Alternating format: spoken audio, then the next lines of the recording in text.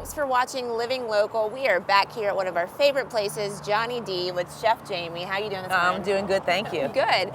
Well, it's Financial Friday, so of course August is joining us. What are we doing today, August? Yeah, so today we're here talking to Chef Jamie a little bit about autism because April is Autism Awareness Month. Right.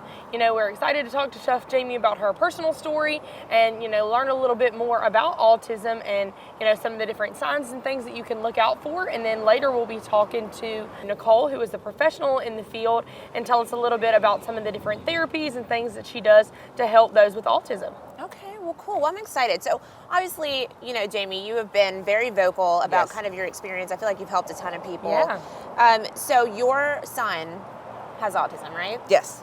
Tell me a little bit about your experience with that, finding out about it, what you had to kind of overcome. Well, I started noticing some things around probably when he was almost 2 months old. 2 years old. And, he wasn't talking very well. He was like repeating things. He was just doing some things that I didn't normally see kids doing. Sure. So, and one of the biggest things, he wasn't talking. So, I went online, I Googled a child 2 years old not talking, and autism came up right away.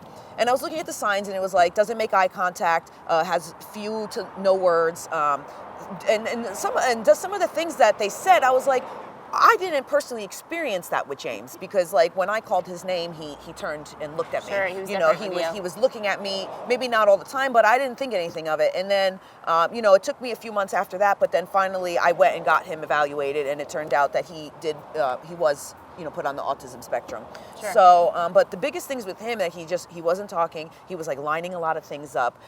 He really wasn't making eye contact with other people. Even the daycare expressed a concern with me. They asked me to go get his hearing checked because he wouldn't.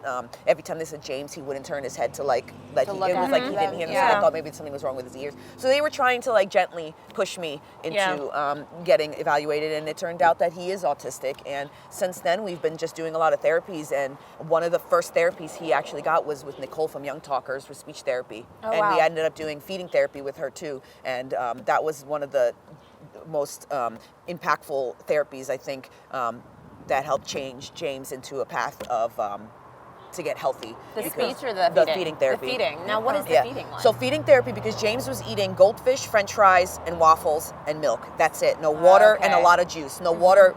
Barely could take him a vitamin, and with a diet like that, he was having problems. He was malnourished. I could see dark circles under his eyes. He was super skinny.